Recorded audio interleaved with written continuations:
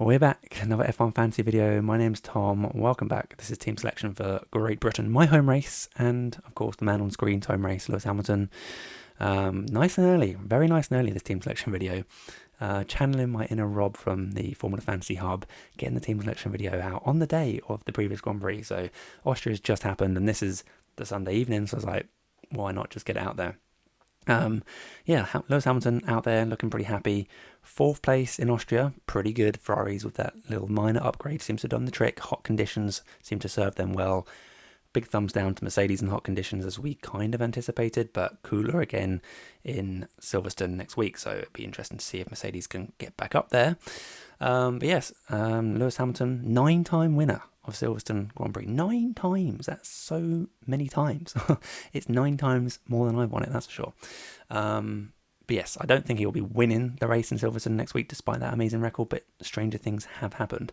It'll probably be either Norris or Piastri, the way things are going. They were so dominant in Austria. Great race. I say great race. The first stint was really exciting to watch. When the pit stops happened, they left Piastri out for a few laps, and then it kind of just, the gap was just there consistently for the rest of the race pretty much. So not overly thankful to the McLaren team for doing that. But yeah, that first bit where Piastri was challenging Norris consistently, that was really exciting stuff, and heart in mouth moment a couple of times where Piastri locked up, etc. But yeah, overall pretty exciting stuff. And we're going to discuss the outcome of what happened in Austria now. Why not? So this is my team coming out of the Austrian Grand Prix. Again, just very happy. The only big downside, to be fair, is Gasly. He did get the 0.2 rise.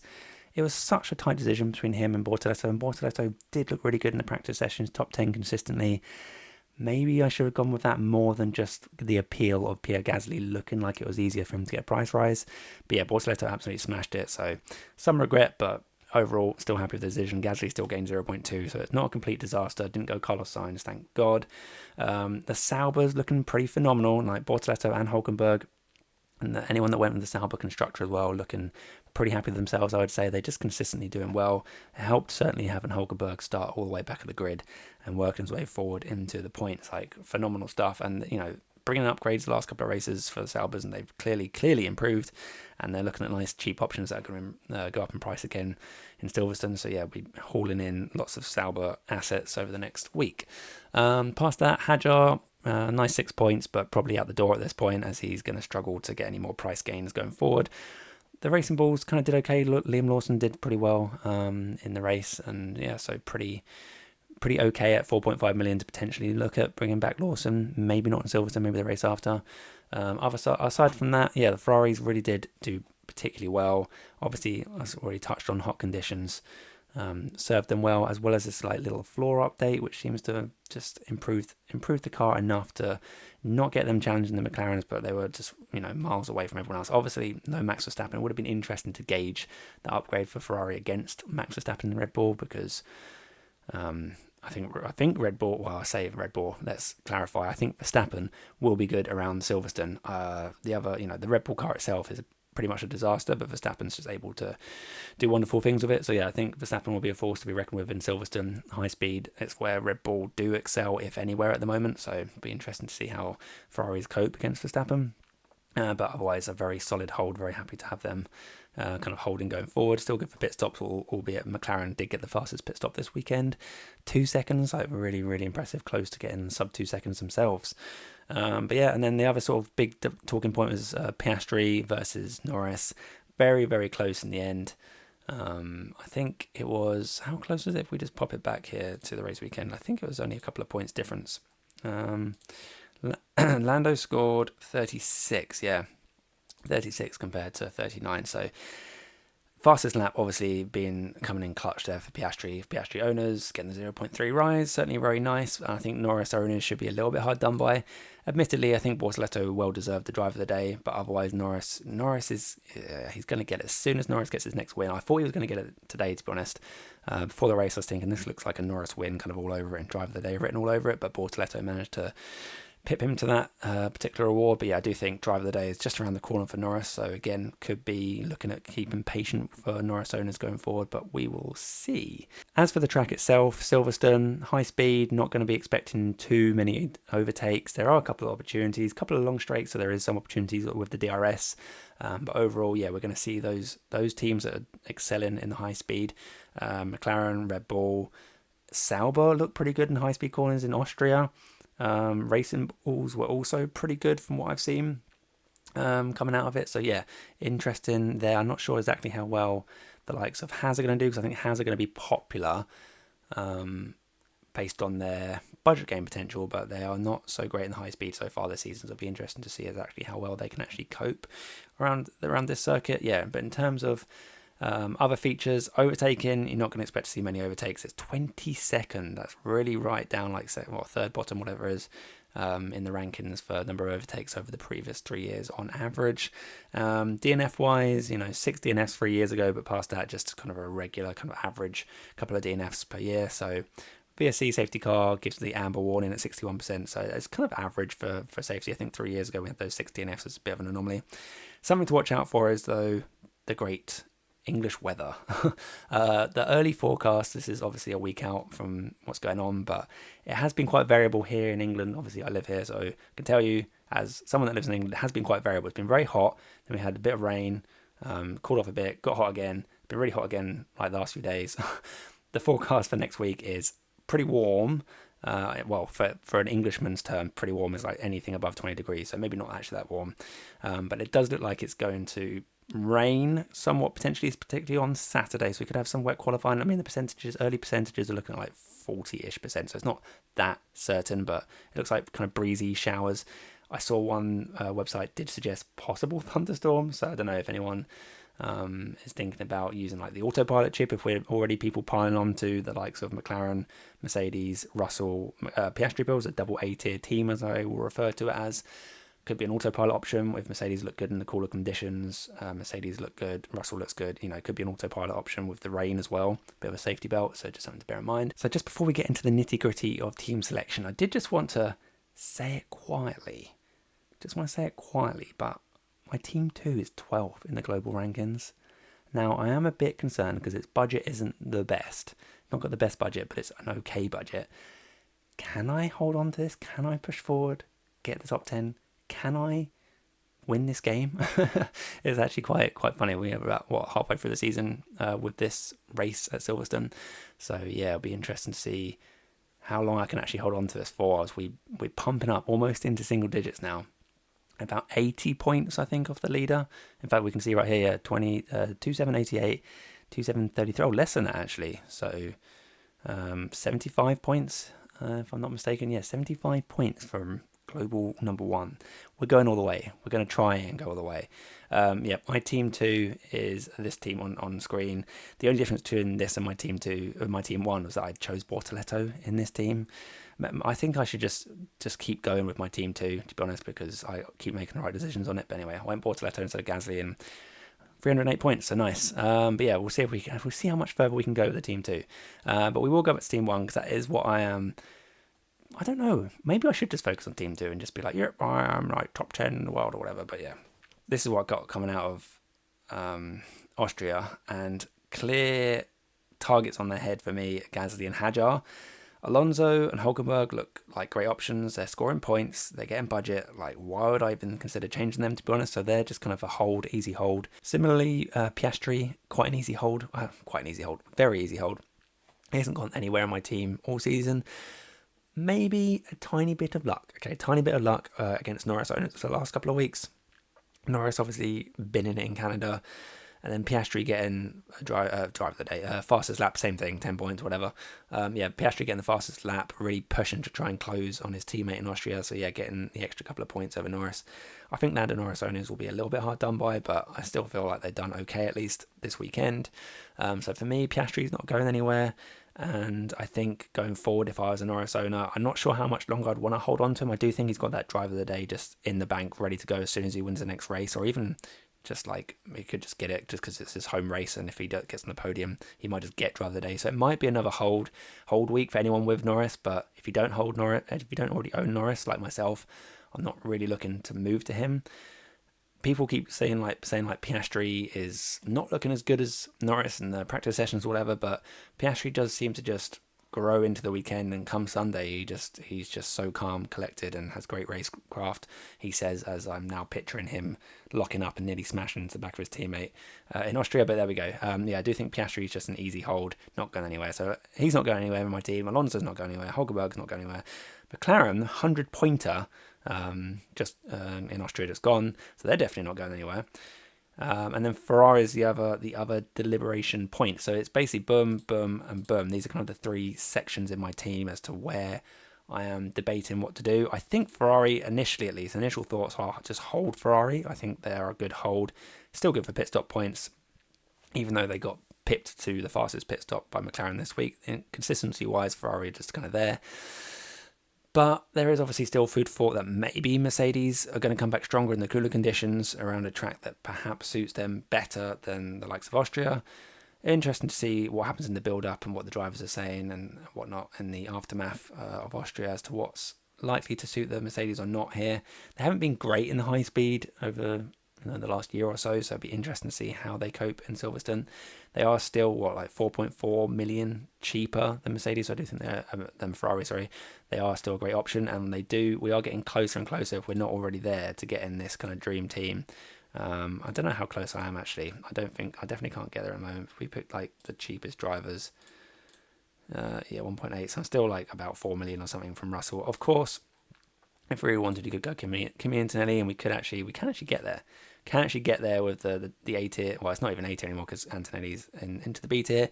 But Antonelli with that DNF, he made a mistake in Austria. Obviously, took out Max Verstappen, poor Max. But yeah, we are kind of at this stage now where we can afford. Well, not all of us necessarily, but I'm on 117 something million. It can be afforded to go like this. It's tempting for the points, but we know that Antonelli, if we flick over to budget builder, Antonelli is going to keep plummeting most likely. With this minus 18 now on his record here, the 35 points is keeping him within touch and distance of a potential rise, but most likely probably dropping 0.2, could easily drop 0.6 if he doesn't have a good weekend. So I think he's still kind of off the menu. Let him drop one more time at least before I go for him, and just take this opportunity in Silverstone to let him drop and continue to grow my budget elsewhere with the likes of Ocon, maybe Behrman, or maybe even go to Lawson, who's now at 4.5 million. Once that minus 20 washes off in Silverstone, he could again be a really good option as the racing balls look quite competitive. But yeah, Antonelli for me, I'm not going to go there yet. I mean, never say never. This is still early team thoughts. I'm not locking in by any stretch of the imagination. But the fact that this is now an opportunity to go for is definitely appealing. Antonelli hasn't looked spectacularly great recently. Obviously a couple of reliability DNFs and then a mistake in Austria DNF. Obviously got the podium as well in Canada, so that's obviously a great boon to his confidence. But yeah, I'm not sure about him. I think I want to wait another week before I dive into this thing, which is kind of against what I've been saying. As soon as I've been kind of saying or thinking as soon as I can get this, I'm just going to go for it because it's points. But the budget building right now is so great. I mean, look at our options. Alonso, Bortoleto, Hulkenberg, Ocon, and Behrman are all just sitting ducks for a price rise, a probable 0.6 rise for nearly all of them.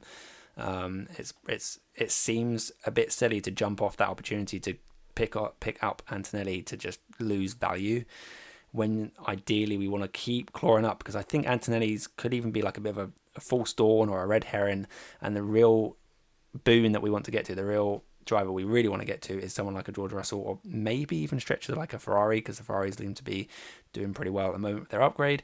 But yeah, I do think that Russell is the one I kind of want to go for, and obviously people with more budget can perhaps get there already. If not, then maybe in the next week or two might be able to get there. Like I say, I'm 3-4 million off it or whatever, so I think it might take me another couple of weeks to get there, but with a sprint weekend around the corner, extra points on offer, more budget building potential for these B tiers, high overtake track like Spa around the corner, that sort of thing. So I think the budget potential is definitely absolutely there for the next couple of weeks. And then we're into the second half of the season where we can use that budget that we've built over the first half plus one or two races to then capitalise by getting a George Russell in here and just walking away with loads of points, whereas everyone else is sat here with, all the zombie teams or the less engaged managers or whatever kind of sat and stuck with their lower budgets, and we will be sat here with Piastri, Russell, Mercedes, McLaren, which will be pretty nice. So yeah, not quite ready for me personally to jump onto a team like this. So if we just reset this again, go back, most likely looking to just drop off Hadjar and Gasly. Sort this by value again. Moving down, Ocon looks like a great option. It does look like a great option, even though I'm not convinced Haas are going to do particularly well. But they just seem to have this knack of just, like they did in Austria, like Hulkenberg did in Austria, just going through the field, like qualifying quite poorly and then just going through, having some good strategy, trying something a bit different, and it just seems to keep working out for them. So yeah, Ocon, 8.3, it's a little bit pricey, but he does look like, if we pop to the budget builder, it looks like he's a pretty good bet to go up in price. As long as he avoids a DNF, he's going to go up in price. And he needs just 0 points to get the maximum price rise. So pretty happy to have Ocon. And as well, obviously, once his 10-pointer drops off, he's then sat on a 20-pointer from Austria. So he's very secure for the next couple of races. So Ocon looks like a great option. The next option looks pretty tight, obviously, in terms of budget building. It looks a bit tighter. Behrman, Bortoleto for me. I think Bortoleto is just a bit of a no-brainer at the moment, and the Sauber that's upgraded and everything. So it seems pretty clear for me that I will just want to go with this team, Bortoleto and Ocon. I think Behrman is an option in teams that can't quite afford this, like my team 2, which is currently, like I said, 12 in the global, can't afford this. It's about 3 to 4 million less budget than what my team 1 has currently got here. So I can't actually afford an Ocon. So my team 2 is probably going to be a Behrman in there instead of an Ocon, which is kind of sad, but it still looks pretty good for my team 2, to be honest, looking forward. But yeah, I think if you've got the budget, I think Ocon looks like a better bet. Like I say, Behrman with 14-pointer and a bit cheaper probably balances out, to be honest, and he might also just be a great option for the next couple of races, so I wouldn't fault them at all, anyone going for that at all. But Bortoleto needing a -11, so basically as long as he doesn't DNF, he's just going to go up 0.6, so if you don't have Bortoleto, he's just quite an easy buy, and that is kind of where my thinking is at the moment. Again, I've got 3 transfers, so I'm really happy that it looks, early thoughts are it looks like I can just use 2 to keep that third one open again post Silverstone. Again, Ferrari are still like on the chopping block if they don't look great in the practice sessions, if the cooler conditions look like suiting Mercedes. And there is an argument for, going kick Sauber. You could argue kick Sauber, and I'm sure there will be some people that have gone this path. And then, you could put like I don't know, I can't quite get to a Norris there, can I? No. If I get rid of Ocon, though, I can chop him down to like a Behrman. You could sit with a team like this, get quite a lot of budget out of this. 0.6 from the Sauber constructor, but I don't think they're going to consistently keep pulling these. Look at earlier on the season, just for example. I know this is pre-upgrade, but 3, 12, 0, -22, 10, 9, 13, 7. Admittedly, then the upgrades started coming 52, 26, 45. It is really impressive, but I don't think we're going to see that quite as extreme in Silverstone, particularly with fewer overtakes available. I think their points potential is going to be a bit less. So I'm still fully on board the big A tier constructor here. So I'm still looking to keep hold of the Ferrari. But again, you could argue if you do go with someone like Sauber and Norris here, then autopilot again becomes an option, because who knows who's actually going to win out of Norris or Piastri. And you get the best of both worlds this way. And like I said, if it is a bit of a wet Silverstone, bit tricky maybe, bit of an unknown, protects you a little bit against random rainy DNFs, autopilot is definitely in the back of my mind, I would say. I don't think I'm very likely to use it, particularly not if I go with a big A tier constructor. It's just not going to happen. But if you are going to go down this path with a B tier constructor like the Kick Saubers, then I think it's definitely reasonable that you should definitely be considering autopilot this time out, but I'd probably be saving it for a bit later on. In terms of no negative for this race, again, it does look rainy, but it doesn't look terrible, and I'd probably rather hold it for a sprint race. So we'll see as the weather forecast gets clearer as the week goes on. But yeah, I think overall, that's kind of where my thinking is at, that it's just dependent on that second constructor, whether I want to make any moves on Ferrari. Like I say, it depends on the practice sessions, of course. Red Bull, they were not really in my mind going into Austria. I did lightly consider them in my deadline stream, but I think I've just come to the conclusion that the Red Bull is just really not good, and Verstappen is the only reason that it consistently is finishing high up. And obviously DNF in Austria, that's not the case. But overall, I think that Red Bull is just completely off. As well as, we look at the budget builder, they need quite a big score just to get the maximum price rise. So Mercedes, even though they got DNF, are still fairly safe this week out. So I wouldn't hate switching to Mercedes if it meant lots of points on offer for Silverstone. But something to be aware of course, is the fact that they are on 87 points here from round 10, which is going to drop off. Then they'll be sat here with the 19 plus Silverstone. So if you do bring in Mercedes, or you're sat on Mercedes, just bear in mind you might have to move them out again, like back to a Ferrari or something, to avoid any potential difficulty gain in price. But I think they should be kind of fine, and as long as they avoid DNF in Silverstone, then they should be pretty much fine to hold going forward. So it will be purely based on performance and who looks good in the practice sessions as to whether I save that third transfer and keep Ferrari, or boot them out. If Mercedes look like they're really excelling and they have my trust, then I will drop it to Mercedes. Because I think it's worth it for the points gain, and budget gain looks kind of okay. So that's kind of my thinking. Quick summary of thoughts, kind of early team thoughts. I know it's very early because it's still Sunday. We've just had the race this afternoon as of the time of recording. But anyway, I hope you've enjoyed these kind of early thoughts. Let me know what you're thinking down below, and I will see you soon for some more F1 fantasy content. Bye.